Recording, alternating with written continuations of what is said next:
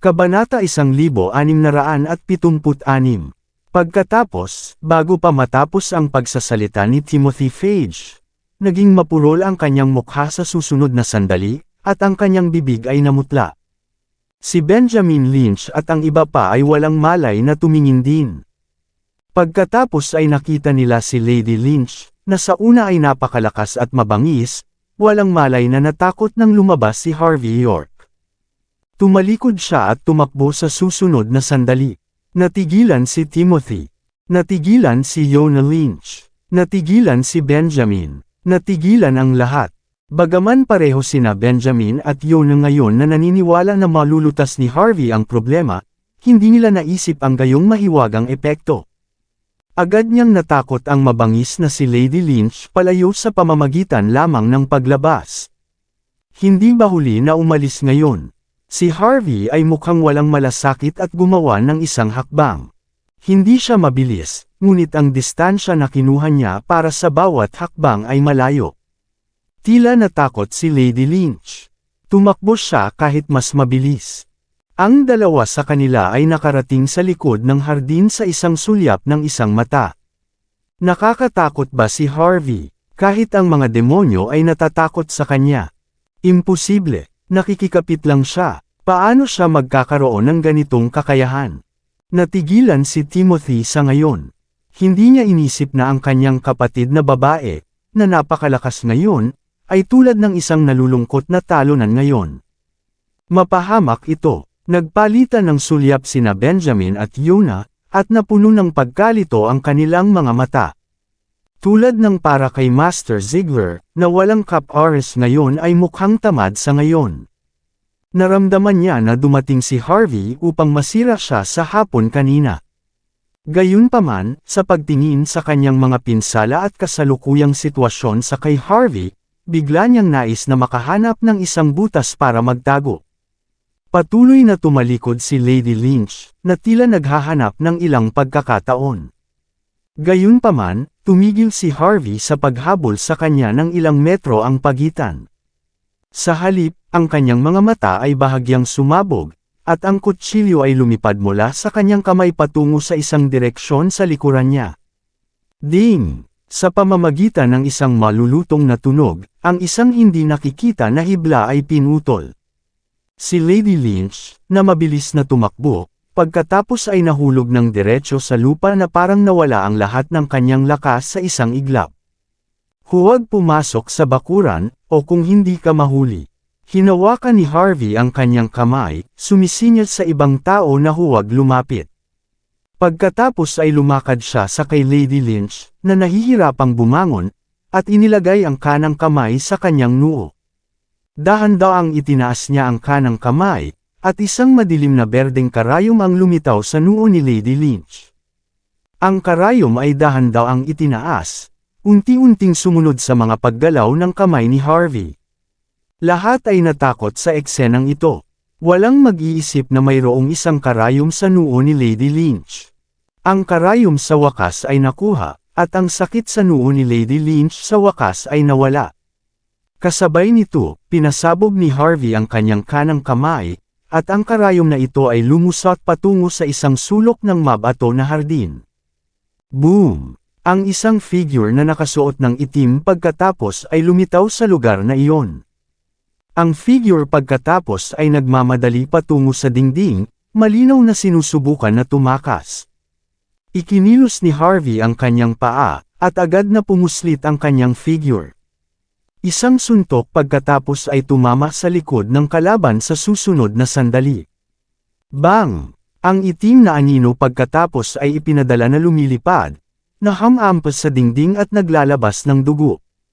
Bobo, sino ka? Gaano ka katapang na sisira sa mga pangunahing gawain ng pamilyang Tsuchimikado? Mapahamak ito. Ang figure na ito ay tumayo ng walang tigil, na nagbubunyag ng isang maputlang mukha. Hinawakan niya ang kanyang mga ngipin at tinanong, Islander. Si Harvey ay nanatiling walang malasakit. Nangyayari ako na hinahanap mo ngayon. Dito ka lang. Nang matapos na niya ang kanyang mga salita, hinawakan niya ang itim na figure gamit ang kanyang kanang kamay, sinusubukan niyang makuha siya, gayunpaman, nagbago ang mukha ng taong ito. Bigla niyang hinatak ang kanyang mga ngipin, at agad na nagdilim ang kanyang mukha sa susunod na sandali. Pagkatapos ay nahulog siya ng diretsyo sa lupa. Nagpakamatay siya. Si Harvey York ay bahagyang sumimangot habang nakikita ang eksenang ito. Alam niya na ang mga Islanders ay may malakas na mga karakter noong siya ay nasa larangan ng digmaan, lalo na ang samurai ng Island Nation. Kapag natalo sila, mas gugustuhin nilang magpakamatay kaysa sumuko. Ang onmyoji na ito mula sa pamilyang Tsuchimikado ay talagang nagpakamatay matapos siyang mahuli, na lampas sa inaasahan ni Harvey.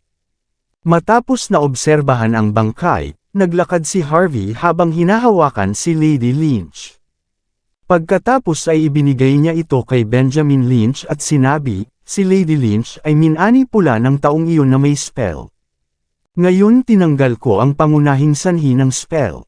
Maghanap lamang ng isang doktor upang magreseta ng ilang gamot para sa kanya, at magiging maayos siya. Gayun din, huwag sabihin sa kay Lady Lynch ang nangyari ngayon. Natatakot ako na hindi niya ito tatanggapin. Oo. Natuwa si Benjamin. Pagkatapos ay dinala niya si Lady Lynch sa silid at hiniling ang kanyang mga tauhan na maghanap ng doktor. Ngayon na nalutas ni Harvey ang malaking problema, malulutas niya ang natitirang mga bagay na walang kabuluhan. Walang nagtanong sa kakayahan ni Harvey sa sandaling ito. Bukod dito, nakita ng lahat ang lalaki na itim ngayon. Nandoon pa rin ang bangkay niya. Mula sa puntong ito, si Lady Lynch ay hindi kailanman sinapian. May nagmamanipula lang sa kanya, tulad ng para sa layunin ng taong itinapon ang spell, sulit na isaalang-alang. Habang naghihintay para sa doktor, na inanyayahan ni Benjamin na tapusin ang paggamot sa kay Lady Lynch at inireseta ang ilang gamot para sa kanya at matulog, kung gayon may oras pa si Benjamin upang makipag-usap kay Harvey. Brother York, ayon sa doktor, ang aking asawa ay nakabawi sa kanyang mga pisikal na lakas, at ang kanyang kaisipan sa estado ay nagpapatatag. Ngayon, kailangan lang niyang magpahinga. Salamat. Hindi lamang ako ay tinulungan mo ngayong gabi, ngunit nailigtas mo rin ang aking asawa. Ang aming pamilya ay nasa iyong utang. Agad na lumuhad si Benjamin at bumulusok sa lupa pagkatapos magsalita. Hindi siya natatakot na gawin iyon, kahit na may isang bangkos ng kanyang mga cronies na naruroon pa rin. Sobrang-sobra, Master Lynch. Ito ay ang hindi bababa sa magagawa ko. Tinulungan ni Harvey si Benjamin na tumayo. Kung naniwala ka sa akin kanina, ang mga bagay na ito ay hindi na mangyayari ngayong gabi. Kasalanan ko, pasensya na. 2 beses na sinampal ni Benjamin ang kanyang sarili. Ngumiti si Harvey at sinabi ng walang pag-iingat, hindi kita masisisi. Si Master Ziegler ay hindi isang kabuuang sinungaling. Mayroon siyang ilang mga kasanayan. Ito ay hindi lamang niya ito tinatrato ng tama. Malamig na sinabi ni Benjamin matapos marinig ang mga salita, sinungaling, halos masira mo ang pamilyang Lynch. Halika, putulin ang mga paa ng sinungaling na ito at itapon sa ilog upang pakainin ang mga isda. Maraming mga bodyguard ang sumagot ng malakas, oo. Lahat ng kanilang mga kapatid ay malubhang nasugatan dahil kay Master Ziegler. Kaya, natural na hindi sila magiging napakabuti sa sandaling ito. Isang sinungaling na nang-ahas na linlangin ang pamilyang Lynch, talagang hinihiling niya ito. Nang inag si Master Ziegler at sinabi, Master Lynch, patawarin mo ako at bigyan ako ng isang pagkakataon. Nais kong tumulong, ngunit hindi sapat ang aking mga kasanayan. Patawarin mo ako, Young Master Phage, tulungan mo ako pakiusap. Tulungan mo ako, wala akong masamang hangarin patungo kay Lady Lynch. Narito ako upang tumulong. Gaano ka mapagmataas si Master Ziegler noong hapon, kung gayon gaano siya kababa ang loob sa ngayon. Lumuhad siya sa lupa habang nahihirapan at umungol. Madilim ang mukha ni Timothy Phage kaya hindi siya nang ahas na magsalita.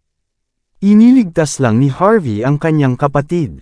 Ang kanyang katayuan sa pamilyang Lynch ay naiiba sa hinaharap. Wala siyang magawa tungkol sa kanyang mga paa na nasira ni Harvey. Tiyak na mapaparusahan siya sa susunod, kaya hindi siya nang ahas na magsalita, tulad ng tungkol kay Yona Lynch. Kahit na naaawa siya sa kanya, hindi siya nang ahas na sumuwi dahil ito ay utos ng kanyang ninong. Maraming salamat sa lahat ng sumusubaybay. Please subscribe and follow my YouTube and Facebook channel, Filipino Novel. Maraming salamat po. Nang makita na malapit ng makaladkad sa labas si Master Ziegler, biglang bumulong si Harvey York. Master Lynch, ang mga kasanayan ni Master Ziegler ay hindi talaga kapansin-pansin, ngunit sinusubukan niyang tumulong. Gawin mo lang ako ng pabor. Hayaan siyang mabuhay. Pagkatapos ng lahat, si Lady Lynch ay nakabawi na. Kailangan niyang makakuha ng mga merito. Okay, mayroon kang pangwakas na sasabihin, Brother York. Bagaman hindi alam ni Benjamin Lynch kung bakit inihingi ng tawad ni Harvey si Master Ziegler, wala na siyang pakialam sa maliit na karakter na ito. Ipadala siya sa ospital para sa paggamot. Huwag magpakita sa harap ko sa hinaharap. Salamat, Master Lynch. Salamat, Young Master York. Nang inig si Master Ziegler sa kaguluhan at paulit-ulit na nag-ungol sa kay Harvey matapos na mabuhay sa pamamagitan ng isang desperadong sitwasyon at manatiling buhay. Para kay Harvey, maaaring ilang salita lamang ito. Gayunpaman, para sa kanya, ang mga salitang iyon ay nagligtas sa kanyang buhay. Young Master York, naisave mo ang aking buhay. Maaalala ko ito ngayon. Inalis siya ng mga bodyguard pagkatapos magsalita. Hindi nila hahayaan siyang magpatuloy sa isang paningin sa eksena. Matapos mawala si Master Ziegler, sinulyapan ni Benjamin si Timothy Fage. Ang sulok ng mga mata ni Timothy ay kumibot. May nagtulak sa kanya habang pinapalapit siya kay Harvey. Bulong ni Timothy, Young Master York, pasensya na. Patawarin mo ang aking kamangmangan.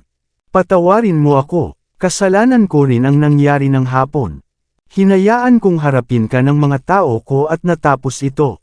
Kasalanan ko lahat, sinabi ni Benjamin nang walang pakialam, alam mo ang aking mga patakaran.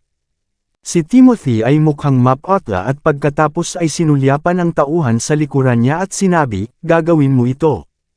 Bagaman pangit ang mukha ng tauhan, lumakad pa rin siya at sinimula na sampalin si Timothy ng may malaking lakas. Sampal, sampal, sampal. Pagkatapos ng higit sa 100 sampal, namamaga ang ilong at mukha ni Timothy. Pagkatapos ay hinatak niya ang kanyang mga ngipin at sinabi, Young Master York, patawarin mo ako. Inabot ni Harvey ang kanyang kamay at tinapik ang mukha ni Timothy. Sinabi niya nang hindi sinasadya, ito ay isang magandang bagay na dapat na hindi humakbang sa akin. Ginawa ko ang pabor kay Master Lynch at hayaan kang mabuhay. Ngunit kung saktan mo ulit ako balang araw, hindi ko alam ang tungkol doon. Walang pakialam si Harvey. Gayunpaman, sumabog si Timothy sa malamig na pawis matapos pakinggan ang mga salitang iyon. Ang kanyang saloobin kay Harvey ay nagbago mula sa pagiging mapaghamak upang maging ganap na kumbinsido ngayon. Tulad ng sinabi ni Harvey, kung hindi niya ginawa ang pabor kay Master Lynch noon, madali siya nitong napatay. Wala akong ibang mga kinakailangan para sa iyo, ngunit inaasahan kong hihinto mo na ang panggugulo kay Yona Lynch sa hinaharap. Malabo ang sinabi ni Harvey. Namutla ang mukha ni Timothy, at tumanggo siya. Oo, masaya si Yona. Palagi siyang naiistorbo ni Timothy. Hindi siya maaaring maging masamang termino sa kanya dahil sa kanilang relasyon. Pinanghahawakan din ni Timothy ang puntong iyon at nagpatuloy sa paghabol sa kanya. Hindi inaasahan, literal na nalutas ni Harvey ang pinagbabatayan na bagay na ito sa isang solong pangungusap ngayon. Tumanggo si Yona kay Harvey at sinabi, Salamat, Young Master York. Ituturing kita sa hapunan ngayong gabi upang maipahayag ang aking pasasalamat. Ngumiti si Harvey at sinabi, hindi mo na ako dapat pasalamatan. Pahayag lang ito. Medyo napahiya din si Benjamin. Brother York, paumanhin din sa akin sa pag-abala sa iyo sa aking mga gawain sa pamilya. Ito ay tiyak. Ngumiti si Harvey at nagbago sa isa pang paksa. Sinabi niya, Master Lynch, maaari mo bang palabasan ang iba? Ilang sandali ay natigilan si Benjamin. Pagkatapos ay hiniling niya ang iba na umalis, iniwan lamang siya, si Yona, at si Harvey sa lugar. Hindi sinabi ni Harvey, Master Lynch, alam mo ba na ang iyong asawa ay hindi sinapian? Siya ay minani pula ng isang tao na may spell. At ang layunin ay marahil upang patayin ka. Bumantong hininga si Benjamin at sinabi, baka hindi ko alam dati, ngunit ginagawa ko ngayon. Kung gayon malalaman mo ba na ang gumawa nito ay mula sa pamilyang Tsuchimikado mula sa Island Nation.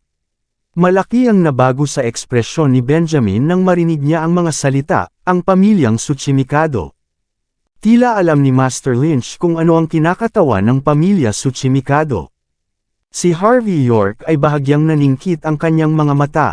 Huminga ng malalim si Benjamin Lynch at dahan daw ang sinabi, ang pamilyang Tsuchimikado, isa sa 5 maharlikang pamilya ng Island Nation, ang maalamat na 5 royal family. Ang 5 pamilya na ito ay bihirang lumitaw sa mundo sa mga araw na ito. Sila lang paminsan-minsan ay lilito sa panahon ng kaguluhan. Kabilang sa 5, ang pinakatanyag na pamilya ay ang pamilyang Tsuchimikado. Ito ay dahil ang pinakamalakas na onmyoji ng Island Nation sa kasaysayan ay mula sa pamilyang Tsuchimikado, si Abe Seimei. Ngunit palagi kaming nanatili sa bawat isa na nasa ibang landas. Bakit sila kumilos laban sa aking asawa? Sinabi ni Harvey na walang pakialam, Master Lynch. Huwag kalimutan na ang yin-yang teknik na tinanggal ko sa iyo, ilang araw na ang nakakaraan. Hindi lang ang inatake ng pamilyang Tsuchimikado ang iyong asawa, ngunit binalak din nilang patayin ka ng maraming beses. Ang mga taga-Islander ay walang gagawin ng walang pakinabang. Hindi sila pupunta para sa isang masamang pakikitungo. Kaya, mas mahusay mong isipin ang tungkol dito, nasaktan mo ba ang mga Islanders bago ito? Nasimangot si Benjamin, at dahan daw ang sinabi niya pagkatapos ng mahabang panahon. Sa abot ng aking memorya, hindi pa ako nakatagpo ng anumang mga taga-isla, hayaan ang pagkakaroon ng mga salungatan sa kanila kamakailan. Ngunit, ang dating may-ari ng pag-aari na ito na binili ko ilang taon na ang nakalilipas ay isang Islander. Ito lamang na kapag binili ko ang pag-aari na ito, ang parehong partido ay nagtalaga ng mga pinagkakatiwalaang ahente upang harapin ang kasunduan. Kaya, hindi rin kami nagkaroon ng pagkakataon na matugunan, hayaan ang anumang salungatan. Brother York, mali bang hulaan mo? Hindi maintindihan ito ni Benjamin. Bagaman hindi siya mapamahiin, alam din ni Benjamin na ang mga pagpatay sa sining ay tiyak na umiiral pagkatapos makita ang spell at ang yin-yang teknik gamit ang kanyang sariling mga mata. Ito lamang na siya ay isang miyembro ng pamahalaan, pagkatapos ng lahat, at hindi gumana sa kabilang panig ng batas. Bakit ginamit ng mga Islanders ang mga pamamaraan na iyon upang manggulo sa kanya? Tiyak na hindi niya maintindihan. Tumayo si Harvey at naningkit sa mansyon sa harap niya. Kinanunod ang pinagmumultuhan na mansyon sa ilalim ng paglubog ng araw, bigla siyang ngumiti at sinabi, dahil wala kang kinalaman sa bagay na ito, dapat itong may ugnay sa mansyon na ito. Siguro mayroon kang floor plan ng mansyon na ito. Maaari ko bang tingnan? Medyo tumanggo si Benjamin at sumulyap kay Yona Lynch. Di nagtagal, kumuha si Yona ng isang malaking roll ng dilaw na mga drawing at ibinigay ito kay Harvey. Matapos mailatag ang mga drawing, maingat na tumingin si Harvey sa kanila. Ngumiti siya pagkatapos. Ang gusaling ito ay dapat magkaroon ng isang kasaysayan ng higit sa 100 taon. Ngunit ang gusali sa panahong iyon ay talagang may basement.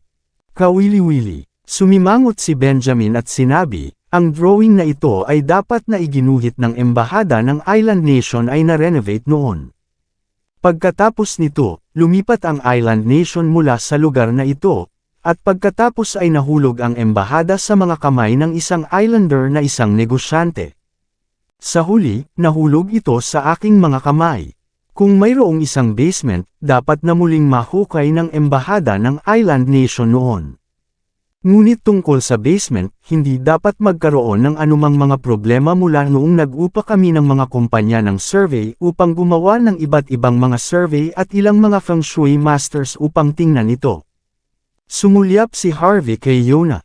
Mabilis na sumagot si Yona, ang lugar na iyon ay hindi malayo. Ilang beses ko na itong binisita. Kung gayon, dapat itong maging isang bodega ng mga alak. Ngayon, ginagamit namin ito bilang isang bodega. Nag-isip sandali si Harvey at sinabi, late na ng gabi at hindi ito angkop na pumunta doon ngayon. Mananatili ako sa inyong mansyon ngayong gabi. Maghanda ng isang panghukay at pangbasag bukas ng umaga. Pupunta tayo at tingnan ang basement. Isa pang bagay. Mangyaring maghanap ng isang lugar upang ilibing ang bangkay na iyon, Master Lynch. Ipadala ang address sa akin. Tandaan, huwag hayaan ang sinuman na bantayan ang lugar na iyon. Kumilos lamang na parang isang pusa o aso ang inilibing dito. Ilang sandali ay natigilan si Benjamin. Hindi niya maintindihan, gayunpaman, mabilis pa rin siyang tumango. Gagawin ko ang sinabi mo, Brother York. Kabanata 1680. Nagpadala si Benjamin Lynch ng isang tao upang makitungo sa bangkay ng magdamag. Inayos din niya ang isang koponan ng konstruksyon ng maaga sa susunod na araw at nagdala ng maraming mga paghuhukay at pangbutas. Matapos makumplito ni Harvey York ang kanyang agahan, sinamahan siya nina Benjamin at Yona Lynch sa tinatawag na bodega ng alak. Ang bodega ng alak na ito ay nasa isang sira-sira na estado na may maraming mga nalalabi. Makikita ito na isang maliit na madilim kahit sa araw. Matapos suriin ang drawing ng ilang sandali, itinuro ni Harvey ang direksyon sa dingding at sinabi, batasin ito. Kahit na medyo nalilito si Benjamin, sumunod pa rin siya kay Harvey at nagbigay ng mga utos ng pagkakasunod-sunod. Di nagtagal, ang kalahating metro na makapal na pader ay nahukay at nabuksan, na nagbubunyag ng isang madilim na pintuan ng bakal sa loob, na kung saan ay isang produkto ng modernong industriya. Walang pakialam si Harvey matapos makita ang eksenang ito. Gayunpaman, bahagyang nagulat si Benjamin. Tila, hindi niya inaasahan na ang gayong istruktura ay maitatago sa basement. Brother York, ito na. Walang pakialam si Harvey, kung hindi ako nagkakamali, ito ang biochemical laboratory na itinatag ng Island Nation dito sa panahon ng Eastern War. Ang mga katutubong tsismis ay hindi kinakailangang maging mali. Ito lamang na ang Island Nation ay natalo sa digmaan at mabilis na umalis sa lugar na ito. Kaya, hindi nila lubos na nakitungo sa lugar na ito. Pagkatapos ay nahulog ito sa mga kamay ng isang taga-islander na isang negosyante, kaya hindi nila masyadong binigyan ng pansin ang bagay na ito. Ngunit dahil nakuha mo ito kamakailan, natatakot ang mga taga-islander na matutuklasan mo ang mga lihim ng lugar na ito, kaya nagkaroon ng ilang serye ng mga pag-atake sa iyo. Mula sa puntong ito, ang lugar na ito ay dapat na napakahalaga sa Island Nation. Maaaring posible na ang pamilyang Tsuchimikado ang siyang namamahala sa bagay na ito noon. Walang pakialam si Harvey. Bang! Ang pintuan na bakal na may mga dekada ng kasaysayan ay sa wakas ay nabuksan ng pabukas kasunod ng kanyang mga order. Isang madilim na kuweba ang lumitaw. Nakakatawa ang kutis ni Benjamin. Maya-maya, umungol siya, dalhin ang mga ilaw. Di nagtagal, lumitaw ang 12-dosenang mga searchlight, at ang mga ilaw ay nakadirekta patungo sa madilim na kuweba. Isang sinaunang kahoy na altar ang lumitaw sa harap ng lahat. Marami ring mga pulang lubad na nakabalot sa dambana, ngunit ang parehong dambana at ang mga pulang lubad ay nabulok na dahil sa pangmatagalang kahalumigmigan. Ang isang kakaibang rune ay makikita lamang sa itaas ng dambana. Ang rune na ito ay mukhang ordinaryong, ngunit ginawa nitong nahihilo ang mga tao sa unang sulyap. Ito ay, ang sigil ng pamilyang Tsuchimikado. Si Benjamin ay isang karakter at napakahusay sa kaalaman. Nag-ungol lang siya pagkatapos ay naningkit ang kanyang mga mata para sa isang habang. Walang pakialam si Harvey, tila na ang lugar na ito ay dapat na pagsasanay na site ng pamilyang Tsuchimikado noon. Gayunpaman, sikat sila sa kanilang yin-yang techniques. Kaya, ang karamihan sa mga eksperimento sa biochemical dito ay nauugnay din dito. Medyo kumibot ang mga mata ni Benjamin nang marinig niya ito. Sinabi niya, "Brother York, ano ang dapat nating gawin ngayon?" Sumanya si Harvey sa isang bodyguard upang maipasa sa kanya ang baton sa kanyang kamay. Matapos itong e-swing ng maraming beses, pagkatapos ay itinapon niya ito patungo sa dambana. Boom! Ang dambana ay gumuho, na nagbubunyag ng isang kahoy na espada na nakatayo sa loob, na mukhang bago. Mayroong isang pulang-pula na espada na inilagay ng pahalang. Sa kinatatayuan ng espada, ito ay nagpapalabas ng isang mabangis na vibe. Isang nakamamatay na aura ang sumugod sa kanilang mga mukha. Ang bawat naruroon ay nakaramdam ng isang panginginig ng kanilang gulugod na parang nakakita sila ng larawan ng isang dagat ng dugo at isang bundok ng mga bangkay. Ang mga may mahina ang lakas ay napaluhod sa lupa ng hindi sinasadya.